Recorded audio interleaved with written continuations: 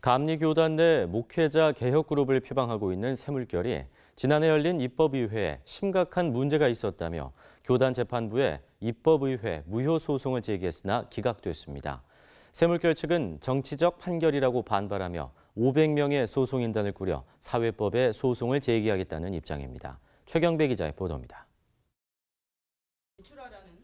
감리교 개혁을 표방하고 있는 새물결이 총회 특별재판위원회에 입법의회 무효 소송을 제기한 건 법안을 결정하는 의회가 법적 절차를 무시하고 정치적으로 법안을 처리했다는 판단에서입니다.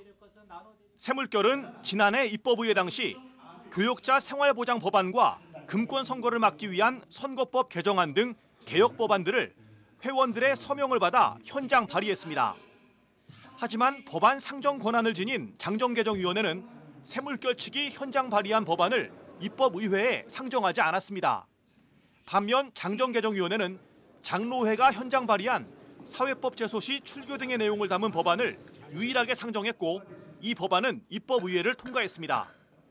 통과된 법안은 교단 재판을 거치지 않고 사회법정으로 가거나 교단 재판에서 패소한 사람이 사회법정에 소를 제기해 패소할 경우 출교할 수 있다는 내용을 담고 있습니다.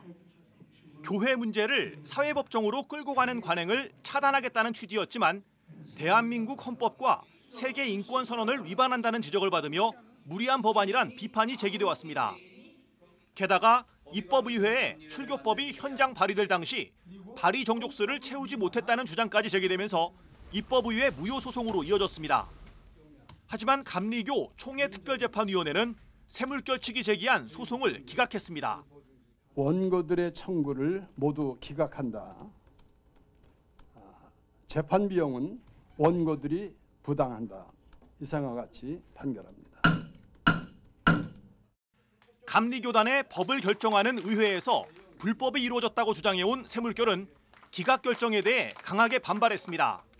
새물결은 판결문을 검토한 뒤 500명의 소송인단을 구성해 사회법정에 입법의회 무효 소송을 제기하겠다는 입장을 밝혔습니다.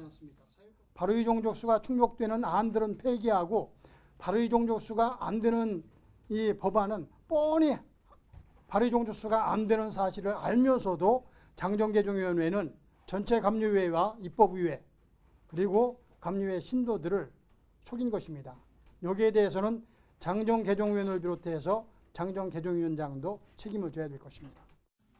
이른바 출교법이 살아있는 상태에서 사회법정에 소송을 제기해 패소할 경우 소송에 참여한 500명에 대해 출교 처분이 이루어질 수도 있는 상황이지만 새물결은 감리교단을 바로 세우기 위해 위험을 감수하겠다는 강한 의지를 보이고 있어 향후 행보가 주목됩니다.